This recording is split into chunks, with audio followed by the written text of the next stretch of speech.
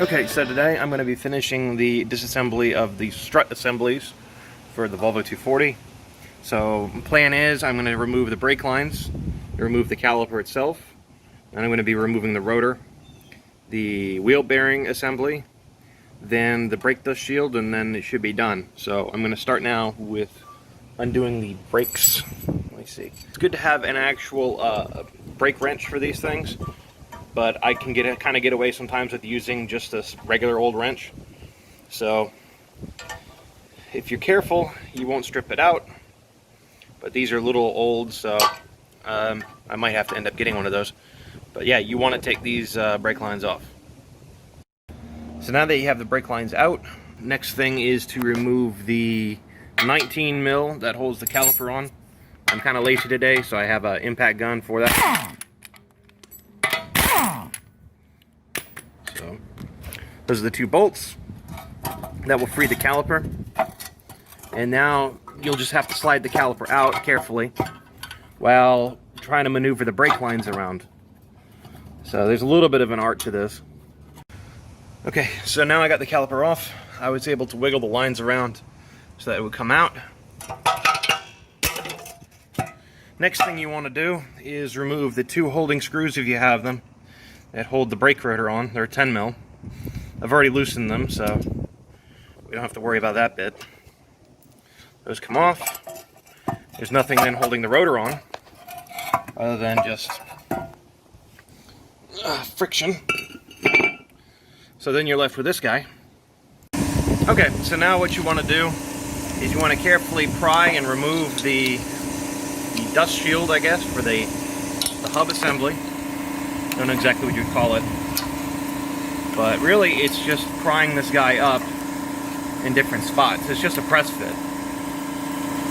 So you'll get to a point where it will just pop right out. There we go. And then the fun part, I put too much grease in this thing over time, is to now remove the cotter pin that holds the castle nut on. You can just use a pair of pliers and we'll get that. There we go. So then, uses a 27 mil. These are usually kind of loose on there, but I guess this one isn't. So I'm just going to buzz that guy off. There isn't really much that holds them in. So that's done. Your bearing assembly's there. This should, in theory, just come off. Okay, I just ended up having to use two hands to pull it up. That's it. And then there you go. So that part is now done.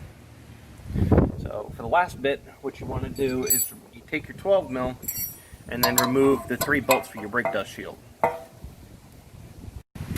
Okay, so once you get your bolts out, this just comes off, and then this comes off. Okay, so there you go. I need to also remove the brakes on my 240 in the rear. So to do that, they're 17s. There are 2 of them on the back here. And all I'll have to do is remove those by spinning them counterclockwise. Okay, so I'm getting the last bolt loose to remove it. Caliper just slid off. The bolts look like this. And then you just pull in the caliper, and there it is. So this is a hard line. I would suggest supporting it as much as you can whenever it's removed. You want to now get your 10 mil, and you want to remove this bolt here, which is used to hold the caliper on. Well, not the caliper, but the rotor on.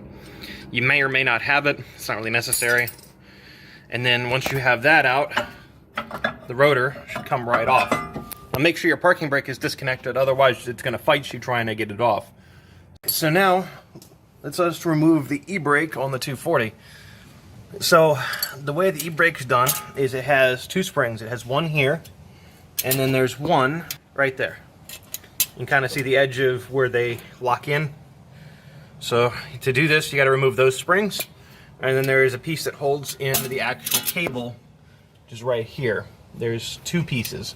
There's one 13 mil bolt, and then there's a pin that holds it into the actual, what's it called, assembly itself.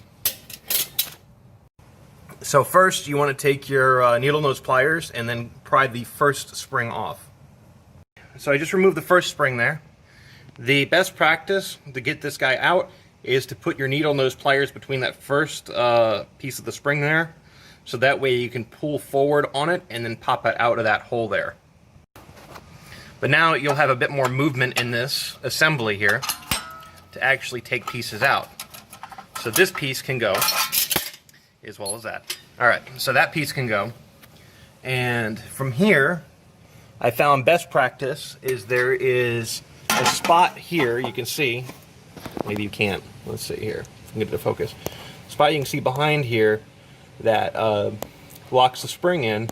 If you're able to get that spring to rotate, or that piece to rotate, then you'll be able to get it out. Also, you're able to pull the brake shoes out of those holders there. Those don't bend, so don't try bending them to take them out. If you can get less tension on this spring here, let me see if I can get this to look good. You can get less tension on this spring here, it'd be a lot easier to remove it. Alright, so it took some time to wiggle it loose, but I was able to get it free. Once that happened, everything dropped right out. So now you're left with just this locking piece here. So that piece just comes out. So what you want to do is you want to pull it out and then kind of get it to rotate. So I have it like this. It now rotates. You can see there's a pin right there. It just dropped out. And there you go.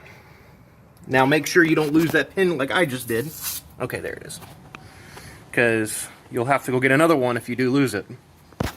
Okay, now that that's done, all that's left there is the actual, what's it called, parking brake cable itself. That gets to be loosened by that 13 mil right there. So go ahead and take that out right now. Okay, once that's removed, the parking cable should just come right out. And there you go. How to remove all the brakes from the rear of the Volvo 240.